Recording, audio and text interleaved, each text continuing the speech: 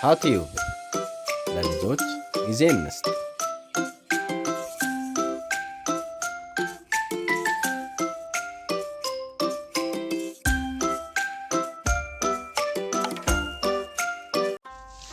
ሳም ስግብግብና ራስ ወዳድ ሰው ነበር። እሱ ሁል ጊዜ ብዙ ገንዘብ እንዲኖረው ይመኝ ነበር። እናም ገንዘብ ለማግኘት ሌሎችን ከማጭበርበር ወደ ኋላ አይልም። በተጨማሪም ለሌሎች ምንም ነገር ማካፈል ፈጽሞ አይፈልግም። እሱ ጋር ተቀጥረው ለሚሰሩት አገልጋዮች በጣም ዝቅተኛ ደሞዝ ነው የሚከፍላቸው። አንድ ጊዜ አጎቱ ልጃቸው በጣም ይታመምና ማሳከሚያ ገንዘብ በበቂ ሁኔታ ስላልነበራቸው ቀሪውን ብር ሳም እንዲሞላላቸው ለመጠየቅ ወደ ቢሮ ይመጣሉ። አጎቱ በሳም ስር ተቀጥረው ከሚሰሩት ሰራተኞች መሃል አንዱ ነበሩ። ገና ቢሮው ከመግባታቸው አንተ ሽማግሌ ለምንድነው ስራህን ትተህ የምትመጣው? አይ እመለሳለሁ፣ አንድ ችግር አጋጥሞኝ ነው ብለው የልጃቸውን በጠና መታመምና በቂ የሆነ የሚያሳክሙበት ገንዘብ ማግኘት አለመቻላቸውን ቢነግሩትም ስግብግቡ ሳም አጎቱ በችግር ሰዓት ከመርዳት ይልቅ ትቀልዳለህ? እኔ ሰርቻ መጣሁትን ገንዘብ እንዴት ነው ላንተ የምሰጥ? ቀለኛ ነበል፣ ቢሮ ይለቀውጣ ብሎ አጎቱን ከቢሮ አባረራቸው። በሳም መልስ በጣም ተገረሙ። ቢሮውንም ለቀውለት ወጡ። ይህ ወሬ በሳም ሰራተኞች ጆሮ ደረሰ። ሁሉም ሰራተኞች ያቅማቸውን ያህል ካላቸው ላይ አዋጥተው የሳምን አጎት ልጅ አሳከማቸው። ይህ መረጃ የደረሰው ሳም አንድ ዕለት ከሰራተኞቹ ቀድሞ በቢሮ ተገኘና ሁሉንም ሰራተኞች ስራ ከመጀመራቸው በፊት ሰበሰባቸው። ልጁን አዋጥተው ማሳከማቸውን ሲጠይቃቸው ሁሉም እውነት መሆኑን መሰከሩ። አሃ ለካ ገንዘብ እንደዚህ ተርፏቸዋል። በሉ ከዛሬ ጀምሮ የሁላችሁንም ደሞዝ በ25% ቀንሻለሁ። በሉ ወደ ስራ ሄዱ ብሎ ወደ ስራ መለሳቸው። ስግብግቡ ሳም በስሩ ላሉት ሰራተኞችና በአካባቢው ለሚኖሩ ሰዎች ከማዘን ይልቅ ከዕለት ዕለት ስግብግብነቱ እየጨመረ ገንዘብ ብቻ ማለት ሆኗል ስራው።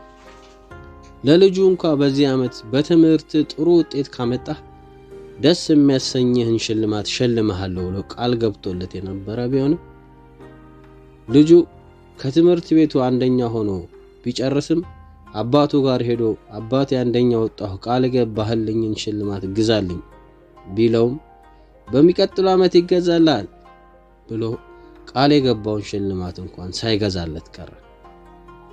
አንድ ዕለት ሳም በህልሙ አንድ እርጅና የተጫናቸው ሽማግሌ ለማኝ ሰውዬ ይመጡና ልጄ ራበኝ፣ የምመገበው ነገር ስጠኝ ብለው በሚያሳዝን ድምጽ ለመኑት። እኔ ጊዜን ከሚለምን ሰው ጋር ማሳለፍ አልፈልግም፣ ዞር በል ከፊቴ አላቸው። እንካ ልጄ፣ ይህች ዕቃ ከሌሎች ጋር ተካፍሎ መኖርን ታስተምርሃለች ብለው ትንሽዬ ዕቃ ሰጥተውት ሄዱ። ከዛም እንደተባለው ትንሽዬዋን ዕቃ ከሰዎች ጋር ሲካፈላት ያለው ሀብት እየጨመረለት መጣ። ልክ ከእንቅልፉ ሲነቃ ይሄ ውሸት ህልም ነው፣ እኔ ያመጣሁትን ነገር ለማንም አላካፍልም በማለት ከተመለከተ ህልም ትምህርት ከመውሰድ ይልቅ ህልሙን ክዶ በስግብግብ ባህሪው ቀጠለበት። ነገር ግን አንድ ቀን ህይወቱን ለዘላለም የሚቀይር ትምህርት ተማረ። አንድ ቀን የሳም ንብረት የሆነች ትንሽዬ ቦርሳ ጠፋች። ቦርሳው 50 የወርቅ ሳንቲሞች ነበሩት። ሳም ቦርሳውን ከላይ እስከ ታች ያሉበትን ቦታዎች ሁሉም ቦታ ላይ ቢፈልግም ሊያገኘው አልቻለም።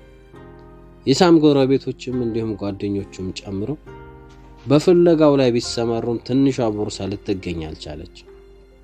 ቦርሳው ከጠፋ ከ2 ቀናት በኋላ ሳም ቀጥሮ የሚያሰራው አንድ ሰውዬ የ10 ዓመት ሴት ልጁ ቦርሳውን አገኘችው። ስለ ጉዳዩ ለአባቷ ነገረች። አባታም ቦርሳው የጠፋው የሳም ቦርሳ መሆኑን ካረጋገጠ በኋላ ወዲያውኑ ወስዶ ለሳም ሰጠው። ቦርሳ ውስጥ 50 የወርቅ ሳንቲሞች መኖራቸውን እንዲያጣራ ጠየቀ። ሳም ሳንቲሞቹን መልሶ በማግኘቱ ደስ ብሎት የነበረ ቢሆንም አጋጣሚውን ተጠቅሞ ለማጭበርበር አሰበና በዚህ ቦርሳ ውስጥ 75 የወርቅ ሳንቲሞች ነበሩ፣ ነገር ግን አንተ የሰጠኸኝ ቦርሳ ውስጥ ያገኘሁት 50 ብቻ ነው። ሌሎቹ ሳንቲሞች የት አሉ? ሰርቀኸኝ ነው ብሎ ሰራተኛው ላይ ጮኸበት። ሰራተኛው በሚሰማው ነገር ክፉኛ ደነገጠ። ስለ ጉዳዩ በዝርዝር ሊያስረዳው ቢሞክርም ራስ ወዳዱና ስግብግቡ ሳም ሰራተኛው የሚነግረውን ታሪክ ሊቀበለው አልቻለም። እንደውም ጉዳዩን ወደ ፍርድ ቤት ለመውሰድ ወሰነ። ከዛም ሁለቱም ፍርድ ቤት ቀረቡ።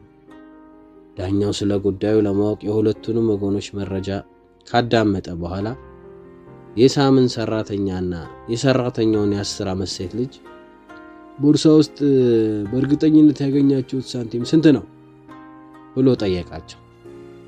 አባትና ልጅ 50 የወርቅ ሳንቲሞችን ብቻ እንዳገኙ ለዳኛው አስረዱት። አንተሳ በጠፋው ቦርሳ ውስጥ ስንት ሳንቲሞች ነበሩ ብለው ጠየቁት። አዎ ጌቴ፣ በቦርሳዬ ውስጥ 75 የወርቅ ሳንቲሞች ነበሩኝ። እነሱን ግን የሰጡኝ 50 የወርቅ ሳንቲሞች ብቻ ነው። ስለዚህ 25ቱን ሰርቀውኛል ማለት ነው አለ።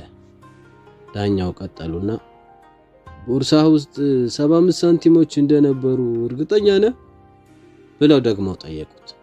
ሳም በአዎንታ ራሱን ነቀነቀ። ከዛም ዳኛው ጉዳዩን በትኩረት ከመረመረው በኋላ ፍርድ ሰጡ።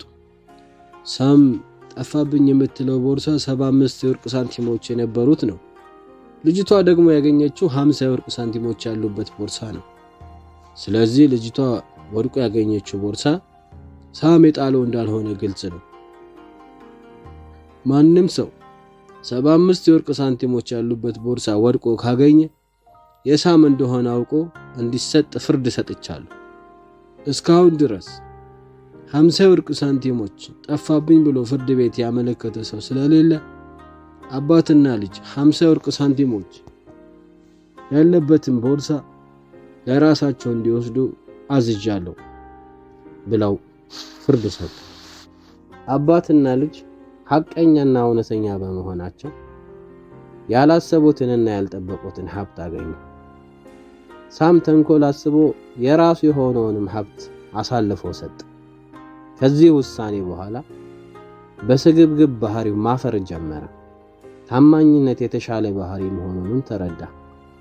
በስሩ ያሉትን ሰራተኞች በሙሉ ይቅርታ ጠየቃቸውና ከዚህ በፊት ይከፍላቸው ከነበረው ደሞዝ 2 እጥፍ ጨመረላቸው። ሰራተኞቹም በፍቅርና በእንክብካቤ መያዝ ጀመረ። ከዛን ጊዜ ጀምሮ ቅን ሰው ሆኖ ደስታውን ማጣጣም ጀመረ። አንድ ዕለት አንድ መንገደኛ ሰውዬ መንገድ እየተጓዘ እያለ መሸበትና ማደሪያ ፍለጋ ሲዘዋወር ሳምን አገኘው። እባክህን ለዛሬ ብቻ አሳድረኝ፣ ሩቅ መንገድ ተጓዥ ነኝ ብሎ ጠየቀው።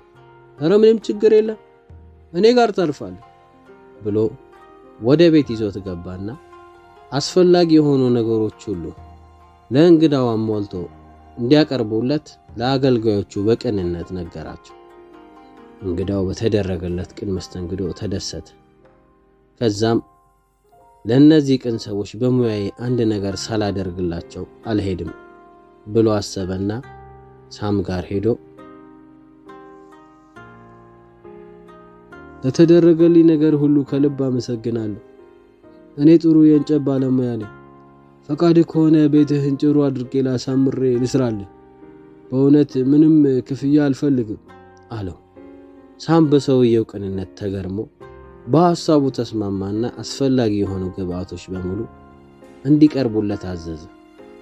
ከዛም እንግዳው ሰውዬ ከሰፈሩ ውስጥ የተለየና በውበትም ሆነ በአሰራር ጥራት ከሁሉም የተሻለ ቤት በአጭር ቀናት ውስጥ ሰራለት።